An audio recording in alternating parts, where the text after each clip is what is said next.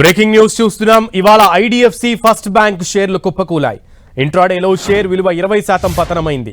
ఓ దశలో IDFC first bank lower circuit ను తాకింది. ఆ తర్వాత కొద్దిగా కోలుకున్న ఓవరాల్ గా భారీగా కరెక్షన్ కు గురైంది.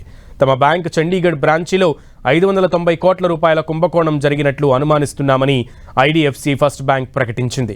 గవర్నమెంట్ ఖాతాల నిర్వహణలో ఈ మోసం జరిగినట్లు తెలుస్తోంది. ఫలితంగా ఇన్వెస్టర్లలో ఆందోళన తీవ్రమైంది.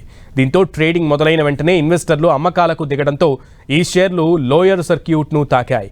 ఐడిఎఫ్సి ఫస్ట్ బ్యాంక్లో హర్యానా ప్రభుత్వ విభాగం ఒకటి ఖాతా కలిగి ఉంది. అయితే ఈ బ్యాంక్లో తమ ఖాతాను క్లోజ్ చేసి నిధులను బదిలీ చేయమని కోరగా ఈ స్కామ్ వెలుగులోకి వచ్చింది. సదరు విభాగ పుస్తకాల్లో నగదు బ్యాంకు ఖాతాలో మొత్తానికి సరిపోలకపోవడంతో అనుమానాలు మొదలయ్యాయి.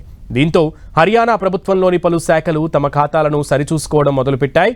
అయితే చండీగఢ్ శాఖలోని ఖాతాల్లోనే ఈ సమస్య ఉన్నట్లు సమాచారం.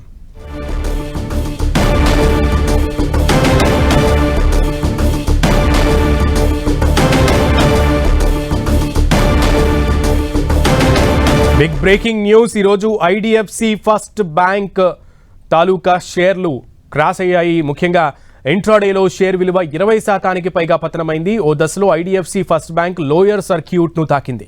ఆ తర్వాత కొద్దిగా కోలుకున్న ఓవరాల్ గా భారీ కరెక్షన్ కు గురైంది.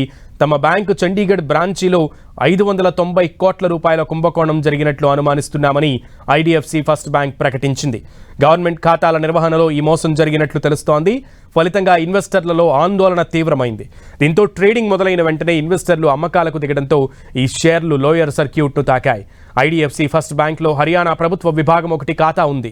అయితే ఈ బ్యాంకులో తమ ఖాతాను క్లోజ్ చేసి నిధులను బదిలీ చేయమని కోరగా ఈ స్కామ్ వెలుగులోకి వచ్చింది. సదరు విభాగ పుస్తకాల్లో నగదు బ్యాంకు ఖాతాలో మొత్తానికి సరిపోలకపోవడంతో అనుమానాలు మొదలయ్యాయి. దీంతో హర్యానా ప్రభుత్వంలోని పలు శాఖలు తమ ఖాతాలను సరిచూసుకోవడం మొదలుపెట్టాయి. అయితే చండీగఢ్ శాఖలోని ఖాతాల్లోనే ఈ సమస్య ఉన్నట్లు సమాచారం.